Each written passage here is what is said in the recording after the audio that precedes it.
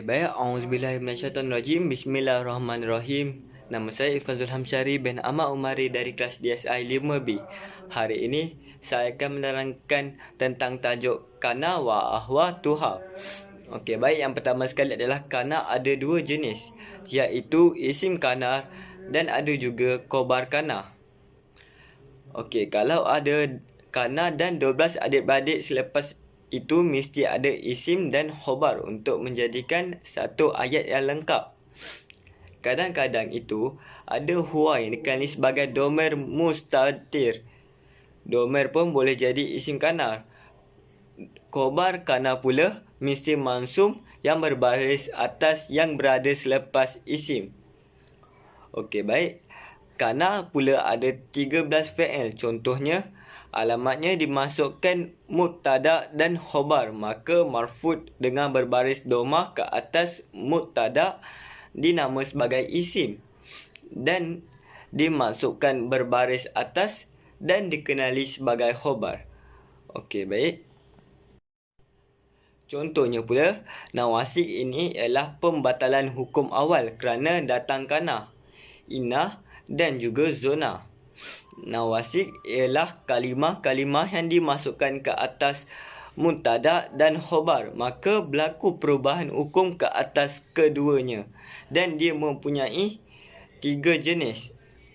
Yang pertama sekali adalah kana, iaitu maksudnya marfu'kan mubtada di baris depan dan dinama isim kana, dan dimansumkan khobar di baris atas dinamakan sebagai khobar kana. Yang kedua pula adalah inna. Inna pula maksudnya dimasukkan mubtada di baris atas dan dinamakan sebagai isim kana, isim inna, dan memarfu'kan khobar di baris depan dan dinamakan sebagai khobar inna. Yang terakhir sekali adalah yang ketiga, iaitu zona.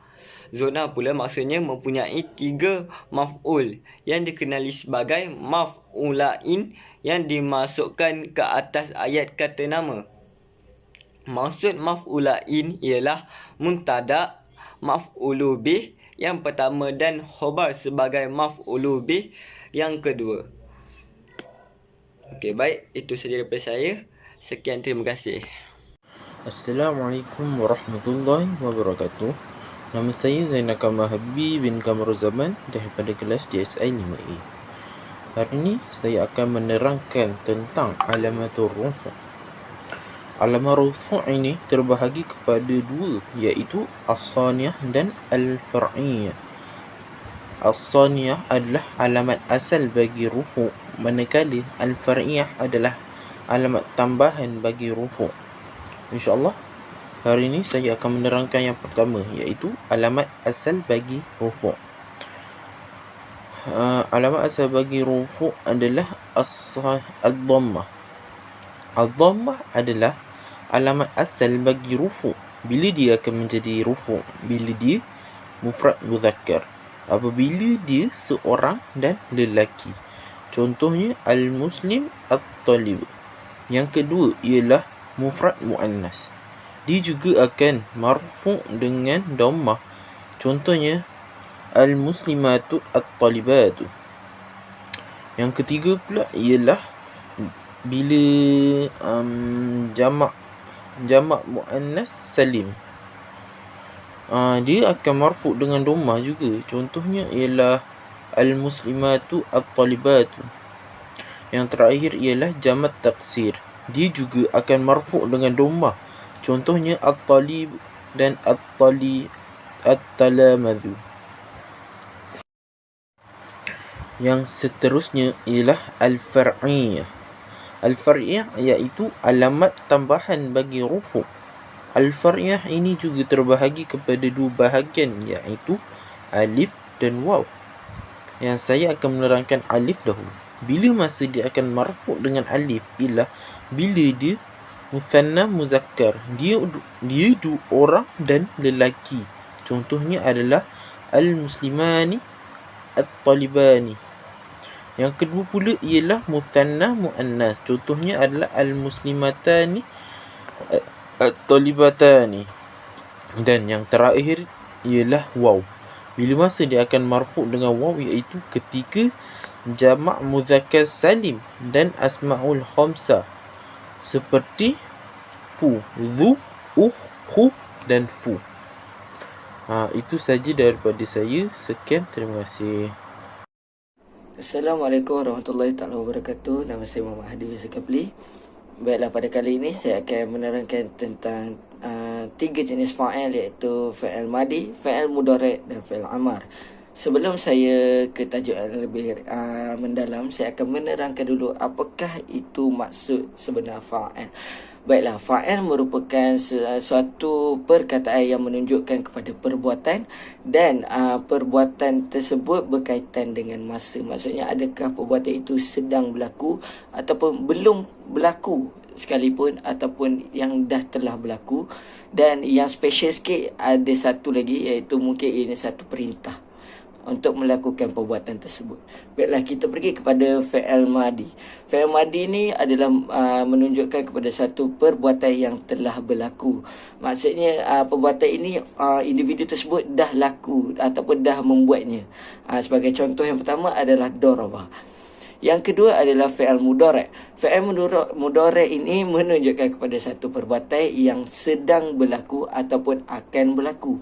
Maksudnya di sini adalah mungkin seseorang itu sedang ataupun tengah buat sesuatu perkara, ataupun dia belum buat lagi tapi dia akan melakukannya. Antara contoh dia adalah yadribu. Dan yang ketiga adalah fa'il amar. Fa'il amar adalah sesuatu perbuatan yang menunjukkan kepada ayat perintah.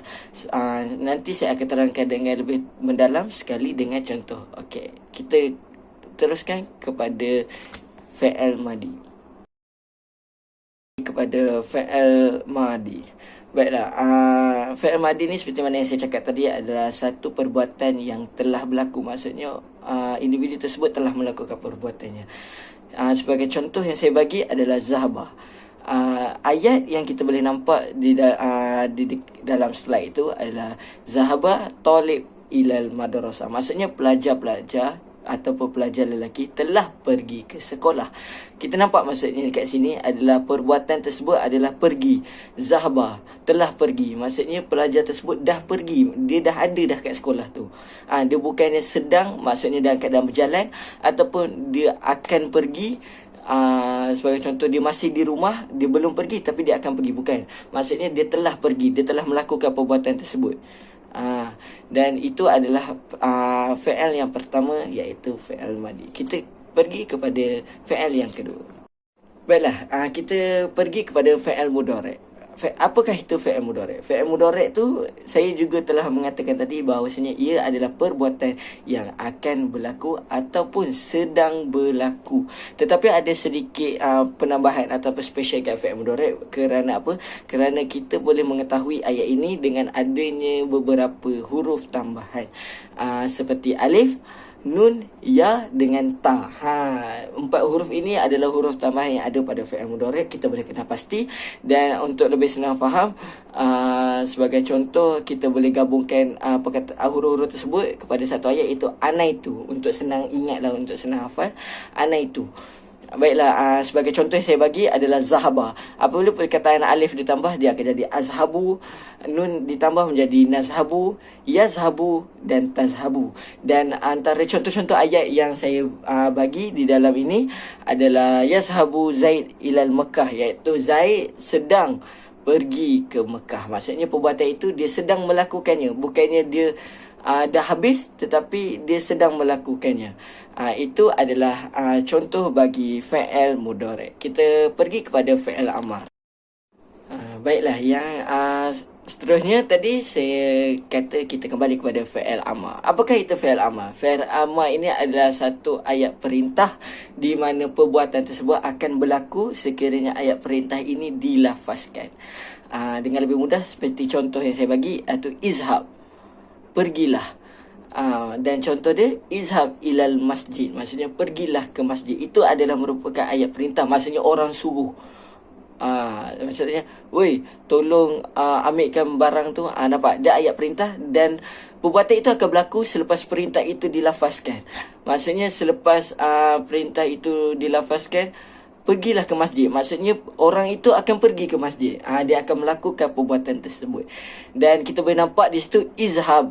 Maksudnya ada penambahan huruf alif tanda bawah. Dan untuk lebih senang kita mengenali fi'il amar adalah ianya mempunyai sukun ataupun tanda mati di hujung kalimat ataupun hujung huruf.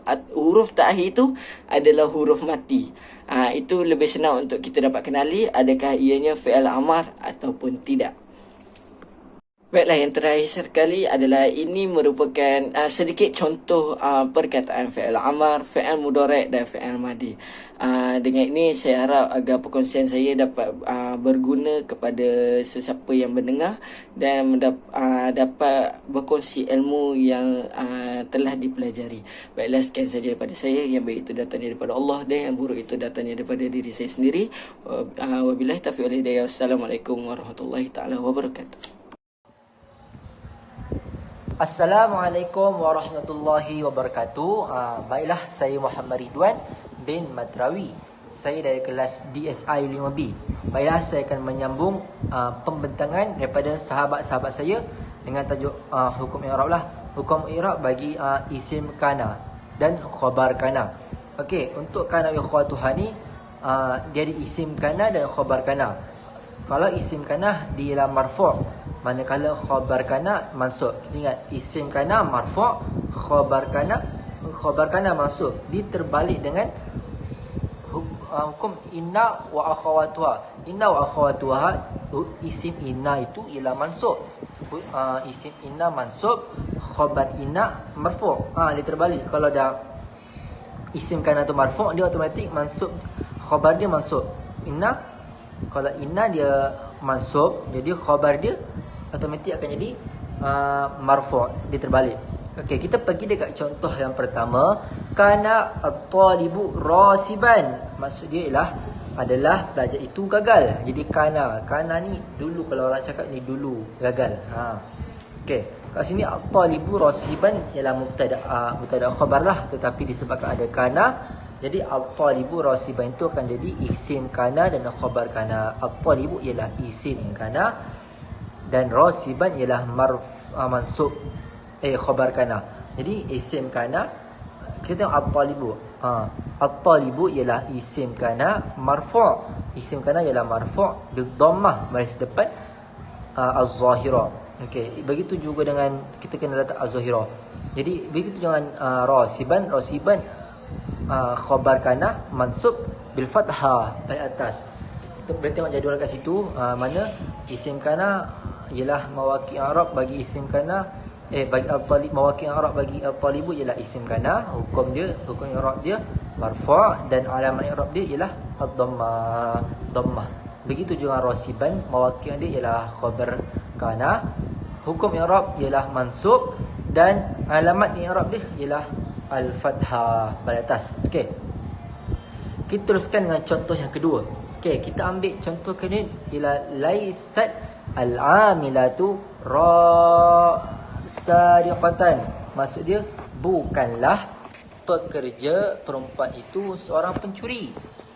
Dia dekat sini, kalau fi'il dia, kalau lepas fi'il dia tu muannas, maka dia akan jadi muannas. Kita pada asalnya dekat sini laisa, tetapi disebabkan al-amilatu itu ialah muannas, maka dia tukar jadi laisat, ditambah talah perempuan.